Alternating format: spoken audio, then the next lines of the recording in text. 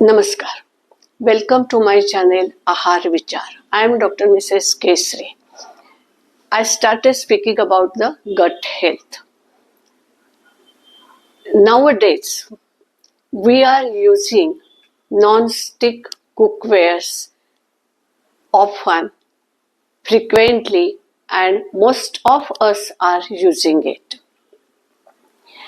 Due to those cookwares, a new disease has come in the picture that is called Teflon flu.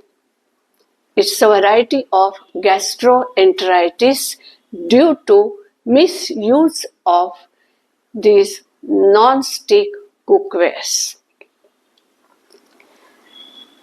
Nonstick कुकवेअरचं उत्पादन औरंगाबादमध्ये सुरू झालं त्यावेळेला त्या भांड्यांची किंमत आणि त्यावेळेला असलेले पगार किंवा इन्कम यांची सांगड घालता ती कुकवेअर्स फारशी लोकांनी वापरली नाही. अत्यंत उच्च इन्कम ग्रुप असलेले हायर इन्कम ग्रुप असलेले लोक ते विकत घेत होते आणि बहुतेक माल हा एक्सपोर्ट होत होता. हळूहळू त्यांचं उत्पादन वाढलं तसतसं त्यांच्या किमती कमी व्हायला लागल्या आणि किमती कमी झाल्यामुळे बहुसंख्य लोक त्याचा उपयोग करायला लागले. कालांतराने अनेक कंपन्या बाजारात आल्या आणि अनेक कंपन्यांनी अनेक प्रकारची नॉनस्टिक कुकवेअर्स करायला सुरुवात केली. सुरुवातीला एक पॅन होतं की ज्याच्यामध्ये तुम्ही किंचितसं तेल वापरून भाजी परतून किंवा थोडं तेल आणि थोडं पाणी घालून भाजी करू शकत होतात. त्याच्यानंतर मग डोसा करायला किंवा उत्तप्पा करायला, आप्पे करायला, चिकन मटण करायला आणि हळूहळू तळण्यासाठी सुद्धा भांडी तयार झाली आणि त्यामुळे त्याचा वापरही वाढला आणि जसजशा अनेक कंपन्या बाजारात आल्या तसतशा किमती उतरल्या. त्यामुळे लोकांना ते सहज परवडायला लागलं. त्यामुळे अगदी कमी इन्कम ग्रुप असलेल्या लोकांच्या घरी सुद्धा ही भांडी तुम्हाला बघायला मिळतील आणि ते लोक अतिशय जास्त प्रमाणात ही भांडी वापरत असताना तुम्हाला दिसतील. आता ही भांडी अगदी पहिल्या उत्पादनापासून ते आजच्या उत्पादनापर्यंत वापरताना काही नियम पाळावे लागतात. सर्वात पहिला नियम हा आहे की हे मंद आचेवर ठेवावी लागतात.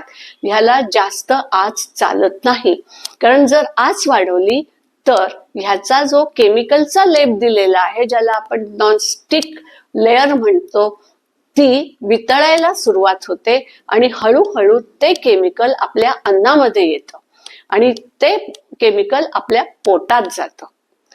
दुसरा मुद्दा हा आहे की ते अगदी थोडा वेळ शिजवण्यासाठीच वापरायचं असतं, पण आपण काय करतो की हल्ली तळण्यासाठी ती भांडी मिळायला लागल्यामुळे ते तळण्यासाठी पण आपण वापरतो आणि तळतो म्हणजे त्या तेलाचं टेम्परेचर आपण वाढवतो आणि तेलाचं टेम्परेचर वाढवायचं असेल तर आपल्याला स्टोवची फ्लेम वाढवावी लागते आणि त्यामुळे तो लेप लवकर लवकर वितळायला सुरुवात होते आणि तो तसतसा त्या तेलात येतो आणि त्याच्यामुळे तो पदार्थात येतो.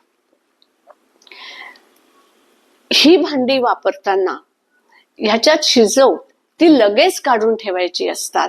हा एक दुसरा नियम आहे. आता ही भांडी वापरताना अजून एक काळजी घ्यावी लागते की त्या भांड्याची जी गॅरंटी दिलेली असते किंवा वॉरंटी दिलेली असते ती आपल्याला लक्षात ठेवावी लागते.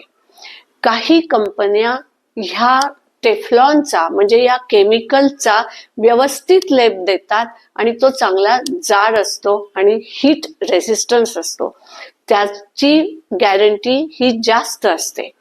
काही प्रमाणामध्ये काही कंपन्या हा लेप पातळ पातळ करत जातात आणि त्याची गॅरंटी किंवा वॉरंटी ही कमी कमी होत जाते.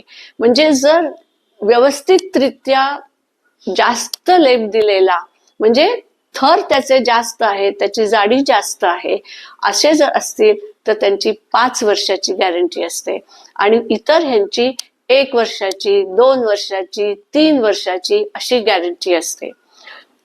ह्याचा गॅरंटीचा अर्थ असा असतो की 5 वर्षानंतर हा लेप तुम्हाला परत चेक करावा लागतो.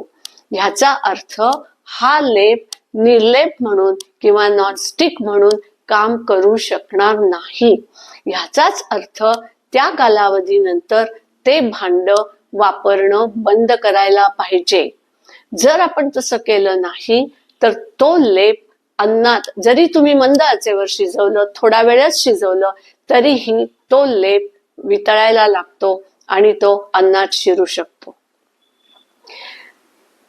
ह्याचा अर्थ आपण सतत भांडी चेक केली पाहिजेत की त्या भांड्याचा लेप तर निघून गेला नाही ना, त्या भांड्याला ओरखडे तर पडलेले नाहीत ना.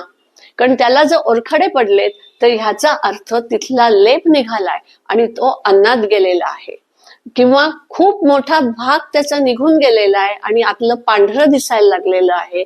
याचा अर्थ ते केमिकल अन्नामध्ये शिरायला सुरुवात झालेली आहे. आणि जेव्हा 1 वर्षाची गॅरंटी देतात तेव्हा तुम्ही 6 महिन्यापासूनच हे चेक करायला पाहिजे. 5 वर्षाची गॅरंटी आहे म्हणजे 2 ते 2.5 वर्षानंतर हे चेक करायला पाहिजे. म्हणजे कुठलंही भांड दिलेल्या गॅरंटीच्या किंवा वॉरंटीच्या निम्म्या काळात वापरून झाल्यानंतर ते निश्चित स्वरूपात चेक केलं पाहिजे. तुम्ही जर त्याच्याही आधी चेक केलं तर अतिशय उत्तम आहे. तुमचंच प्रकृती तुमची सांभाळली जाईल. आता इथं मी एक पॅन दाखवते आहे. हे बघा, इथं मध्यभागी कसा पांढरा लेप पांढरा भाग दिसतोय, म्हणजे ह्याचा जो नॉनस्टिकचा लेप होता तो गेलेला आहे, बाजूचा आहे. म्हणजे हा खरवडून काढण्यात आलेला आहे. आपण जर ही भांडी मोलकरणीनं घासायला दिली तर मोलकरणी सुरुवातीच्या काळामध्ये मला आठवतं आहे की मोलकरणीला जेव्हा ही भांडी घासायला द्यायची त्यावेळेला ती मोलकरीण काय काळी भांडी आणली म्हणून घासणीने रगडून घासायची. मला एक इन्सिडन्स आठवतोय की माझ्या डिपार्टमेंटला एक टेक्निशियन काम करत होती. तिने अगदी खूप छान भांडी बाजारात आली आहेत म्हणून ही नॉनस्टिक भांडी आणली आणि उत्तम कंपनीची होती. 5 वर्षाची त्याची गॅरंटी होती. पण तिने घाई गडबडीमध्ये ती भांडी सिंक मध्ये ठेवली आणि ती आमच्या कॉलेजला आल्यानंतर तिच्या बाईने ती भांडी घासायला सुरुवात केली. तिचं तिथं चुकलं की ती सिंक मध्ये ठेवायला नको होती, बाईला भांडी घासायला द्यायला नको होती. त्या बाईने हे भांड काळं झालंय, हे स्वच्छ करणं ही आपली जबाबदारी आहे असं समजून ती मेटलची घासणी घेऊन ते रगडून घासून त्याला पांढरं केलं. माझी टेक्निशियन जेव्हा घरी गेली तेव्हा ते पॅन तिने बघितलं तर ते पूर्णपणे पांढरं झालेलं होतं. तेव्हा आपण ही काळजी घेतली पाहिजे की शक्यतो ते मोलकरणीच्या ताब्यात देऊ नका. आणि चुकून तुम्हाला ते मोलकरणीलाच द्यायचं असेल घासायला तर तिला समजावून सांगा की लिक्विड सोप घेतला पाहिजे, तो साधा स्पंज घेतला पाहिजे आणि त्याच्यानेच व्यवस्थित पुसून घेतलं पाहिजे. काही भांडी तर अशी आहेत त्याच्याबरोबर तुम्हाला लिहून येतं की ही भांडी तुम्ही पाण्यात टाकू नका, इवन लिक्विड सोप मध्ये पण टाकू नका. तुम्ही एक ओला टिश्यू पेपर घ्या किंवा एक ओलं साधं फडकं घ्या आणि त्याच्याने ते वाईप आउट करा आणि इट इज रियूज. पण आपण ह्याच्याकडे दुर्लक्ष करतो, कधी घाईमुळे म्हणा किंवा वेळ नाही म्हणून म्हणा, पण त्याकडे दुर्लक्ष होतं आणि ही भांडी खराब होतात. त्यात आपण ही चेक करत नाही आणि तशीच परत वापरायला सुरुवात करतो. कारण आपल्या डोक्यात असतं की 5 वर्षाची गॅरंटी आहे. पण 5 वर्षाची गॅरंटी किंवा 2 वर्षाची गॅरंटी ही केव्हा उपयुक्त होते, ज्या वेळेला आपण त्या भांड्यांबरोबर दिलेल्या नियमांचं काटेकोरपणे पालन करतो आणि ती भांडी वापरतो. आता हे असं झालंय म्हणजे हे जेव्हा केव्हा ज्यांनी कोणी वापरलेलं आहे त्याच्या पोटामध्ये ह्याचा लेप गेलेला आहे. असं जेव्हा कायम होत राहतं त्यावेळेला गट हेल्थ ही बिघडते आणि पोट बिघडल्यामुळे तुम्हाला गॅस्ट्रोएंट्रायटिस होतं, म्हणजे उलट्या, जुलाब किंवा कधी कधी रक्तही पडतं आणि माणूस हैराण होतो. ह्या भांड्यांमुळे जेव्हा हा आजार होतो तेव्हा त्याला टेफ्लॉन फ्लू असं म्हणतात. आता हे नाव सायंटिस्टनी दिलं आहे, तो ऍक्च्युअली फ्लू नाही, तो गॅस्ट्रोएंट्रायटिस आहे. पण त्यांनी ते व्हायरल इन्फेक्शन असं सुरुवातीला समजल्यामुळे त्याला त्यांनी फ्ल्यू म्हटले. हा फ्ल्यू जे आपण कॉमनली म्हणतो तो फ्ल्यू हा नव्हे, हा टेफ्लॉनमुळे झालेला आहे. म्हणजे या भांड्यांना दिलेला जो केमिकलचा लेप आहे तो लेप पोटात जाऊन जाऊन जे आपल्याला आजारपण आलेलं आहे, आपली GI ट्रॅक्ट बिघडलेली आहे, त्याला त्यांनी हे नाव दिलेलं आहे. आपण त्याला टेफ्लॉन गॅस्ट्रोएंटरायटिस असं म्हणूया, ते जास्त योग्य होईल. कारण फ्ल्यू म्हटलं की आपल्या डोक्यात सर्दी पडसं खोकला येतं, तसं हे नाही आहे. हे GIT म्हणजे गॅस्ट्रोएंटरायटिसच होतं, फक्त ते नॉन इन्फेक्शियस आहे एवढाच त्याचा अर्थ आहे. पण हे जर सतत व्हायला लागलं तर निश्चित स्वरूपात तुम्ही या भांड्यांकडे दुर्लक्ष करू नका आणि तुम्ही तुमच्या डॉक्टरकडे जा आणि त्यांचा ऍडव्हाइस घ्या. हे जर अति प्रमाणात होत राहिलं, याच्याकडेही दुर्लक्ष करत गेलं तर शेवटी GI ट्रॅक्टच्या वेगवेगळ्या भागांचा कॅन्सर होण्याची शक्यता नाकारता येत नाही. जठर, इंटेस्टाईनचे वेगवेगळे भाग ह्यांचा कॅन्सर झालेलाही लोकांच्या लक्षात आलेला आहे आणि डॉक्टरांना कॅन्सरचं कारण शोधताना हे कारण सापडलेलं आहे. तेव्हा माझी तमाम लोकांना जे जे हे नॉनस्टिक कुकवेअर्स ऑफ डिफरंट कंपनीज वापरतात त्यांनी या सर्व गोष्टींची काळजी घ्यावी आणि आपल्याला टेफ्लॉन फ्ल्यू होणार नाही किंवा टेफ्लॉन गॅस्ट्रोएंटरायटिस होणार नाही आणि त्यामुळे नंतर कॅन्सर होणार नाही याची काळजी घ्यावी. आता येथेच थांबते.